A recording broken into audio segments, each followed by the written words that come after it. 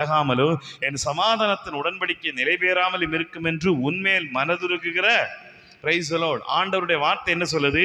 மலைகள் விலகினால், பர்வதங்கள் நிலை பெயர்ந்தால் என் கிருபை விலகாது என்பது வாக்குத்தத்தம். ஆமென். கிருபை விலகாது என்பது வாக்குத்தத்தம். ஆமென். உடன்படிக்கை நிலைவேறாது என்பது வாக்குத்தத்தம். Praise the Lord. இந்த வாக்குத்தத்தத்தை எப்படி கொடுக்கிறானா? மனதுருக்கத்தினால. அல்லேலூயா. அப்படின்னா இந்த வாக்கு தத்தத்தை பெறதுக்கு இவங்க தகுதி இல்லை. மேல வசனங்களை வாசிச்சு பாருங்க. இமைப்பொழுது உன்னை கைவிட்டேன். 7. இமைப்பொழுது உன்னை கைவிட்டேன், ஆனால் உருக்கமான இரக்கங்களா சேர்த்துக் கொள்வேன். அற்பங்காலம் மூண்ட கோபத்தினா என் முகத்தை இமைப்பொழுது உனக்கு மறைத்தேன், ஆனாலும் நித்திய கிருபையுடன் இறங்குவேன். இது எதை குறிக்க தெரியுமா? நாம சில வாக்கு தத்தங்களை பெற்றுக்கொள்றதுக்கு தகுதியே இல்லாத போது நாம தகுதியாக்குறது தேவனுடைய மனதுருக்கம் மட்டும்தான். நம்புறீங்களா? Praise the Lord. ஆமை. சில நேரங்களில் நாம ஆண்டவரிடத்திலிருந்து எல்லா ஆசீர்வாதங்களையும் எல்லாரையும் பெற்றுக்கொள்ள முடியாது. ஏன்னா நம்முடைய பாவங்களும் நம்முடைய சாபங்களும் தடையா நிற்கிறது.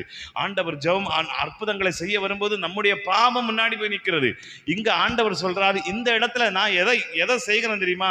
என்னுடைய உருக்கத்தை கொண்டு வருகிறேன். கடவுளுடைய உருக்கம் தான் அற்புதத்தை கொண்டு வருது, வாக்கு தத்தங்களை நிறைவேற்றுகிறது.